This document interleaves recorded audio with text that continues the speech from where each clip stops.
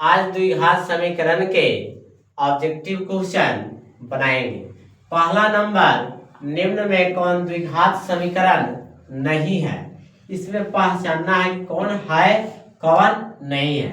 तो first number देखेंगे 3x minus x square, इधर प्लस में है इधर आएगा तो माइनस में, प्लस 5 बराबर 0। यहां से इसको -2x square plus 3x plus 5 बराबर 0। ये द्विघात समीकरण है। हमको पहचानना है कि कौन नहीं है। अब बी नंबर चेक करेंगे। यहां से a प्लस बी का होल स्क्वायर तोड़ेंगे, x square plus b square plus 2 into x into b बराबर, यहाँ 2 से गुना करेंगे और गुना करके इधर लाएंगे तो ये प्लस में इधर आएगा तो माइनस में 2x स्क्वायर माइनस 5 दूना 10 बराबर 0। यहाँ 2x स्क्वायर है माइनस में, यहाँ प्लस में, तो दो में से वो घट जाएगा तो माइनस एक्स स्क्वायर, और इसको गुना करके लिखेंगे तब प्लस 4x माइनस 10 और 4 तो -6 बराबर 0। ये भी द्विघात समीकरण है। सी नंबर चेक करते हैं। यहाँ 2 से गुना करेंगे तो 2√2x, फिर 3 दूना 6, ये प्लस में इधर आएगा तो -2x स्क्वायर, ये भी प्लस में इधर आया तो माइनस बराबर 0। इसको सजाएंगे तो लिखेंगे -2x square plus 2√2x -6 plus 6 cut गया बराबर 0। यहाँ पर ये भी द्विघात समीकरण है क्योंकि इसका अधिकतम घात 2 है। अब डी नंबर चेक करेंगे। ये a माइनस बी का होल स्क्वायर तोड़ेंगे तो x square plus b square minus 2 into a into b के स्थान पर 1 है, ये प्लस में इधर आएगा तो -3x स्क्वायर, ये प्लस में इधर आया था -x, ये भी माइनस में इधर आया था +2 बराबर 0। यहाँ पर प्लस एक्स स्क्वायर है और यहाँ पर 3x स्क्वायर है तो 3 में से ये वो घट जाएगा तो -2x स्क्वायर, और यहाँ पर -2 x में से ये वो यहाँ पर -2x और यहाँ -x -3x, और यहाँ पर 2 और यहाँ 1 प्लस 3 बराबर 0। इसमें बोला कि कौन सा नहीं है। यहाँ पर सभी द्विघात समीकरण है। इसमें से ए बी सी और डी सभी क्या है द्विघात समीकरण है। इसमें कोई ऐसा ऑप्शन नहीं है कि द्विघात समीकरण नहीं है, इसमें से कोई नहीं होगा। फिर अगला नंबर क्वेश्चन देखेंगे। द्विघात समीकरण x square minus 15x plus 50 बराबर 0 का विवेचक होगा। तब विवेचक बराबर फॉर्मूला होता है डी बराबर बी स्क्वायर माइनस 4ac। यहाँ पर b का मान -15 हुआ, स्क्वायर है तो स्क्वायर, 4 है तो 4 इंटू a का मान एक्स स्क्वायर का गुणांक होता है जो 1 है, और c का मान 50 होगा। -15 का स्क्वायर 225 और 50 चौका -200, तो इसको घटाएंगे तो डी का मान 25 होगा, जो ऑप्शन नंबर ए सही होगा। अगला नंबर क्वेश्चन देखेंगे। निम्न में कौन द्विघात समीकरण नहीं है। तो इससे पहले हम लोग चेक किए थे तो पहला द्विघात समीकरण है, ये द्विघात समीकरण है, ये भी द्विघात समीकरण है।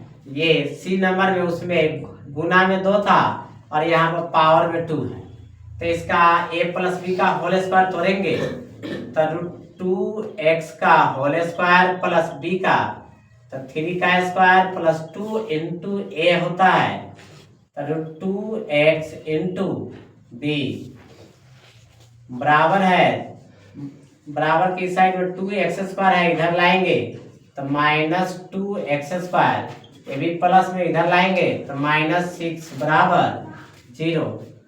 यहाँ √2 का स्क्वायर करेंगे तो 2 और x का है तो x², 3 का स्क्वायर 9, इसको गुना करेंगे तो 6√2x, यहाँ पर -2x² -6 बराबर 0। यहाँ प्लस में यहाँ माइनस में x², तो ये दोनों कट गया। अब यहाँ पर बच गया 6√2x, 9 में से 6 घटा 3 बराबर 0। यहाँ x² का अधिकतम घातांक 1 है। ये रैखिक समीकरण हुआ, द्विघात नहीं है, तो यही ऑप्शन नंबर सी है जो द्विघात समीकरण नहीं है, तो यही सी नंबर ऑप्शन मेरा आंसर होगा।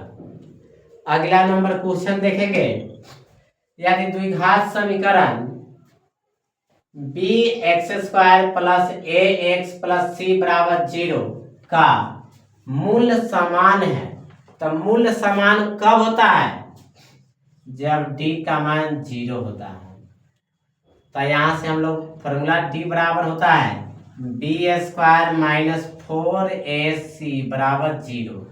यहाँ पहले a का मान निकालेंगे तो x² का गुणांक होता है जो क्या है, a का मान b है, और b बराबर होता है x का गुणांक, तो x का गुणांक क्या है, a है, और c अचर पद होता है, तो जो c है c के स्थान पर c ही है, और b के स्थान पर क्या है, a है, तो a² - 4 into a, और a के स्थान पर b है तो b into c के स्थान पर c है। अब यहाँ से हमको c का मान निकालना है, तो c को इधर रखेंगे, बाकी सब को उस साइड भेजेंगे, तो ये माइनस में है, उधर जाएगा तो प्लस में, तो a² बराबर 4bc से गुना करेंगे तो क्या हो जाएगा, 4bc हो जाएगा। अब 4b गुना में है, इधर आएगा तो बट्टा में, तो c बराबर हो गया a² बट्टा 4b, यही मेरा आंसर होगा।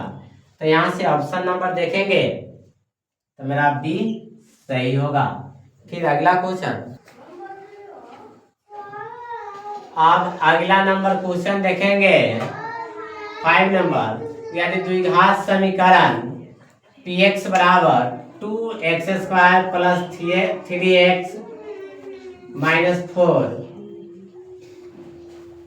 बराबर 0 के शून्यक अल्फा और बीटा है, तो अल्फा प्लस बीटा का मान होगा।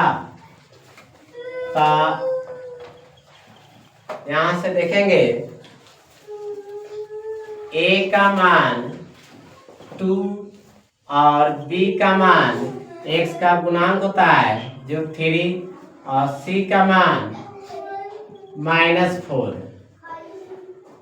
शून्यक अल्फा बीटा है तो अल्फा प्लस बीटा का मान होगा, तो अल्फा प्लस बीटा का मान बराबर होता है -b/a माइनस, और b का मान कितना है 3 और a का मान 2, यही मेरा अल्फा प्लस बीटा का मान होगा, यही आंसर हो गया।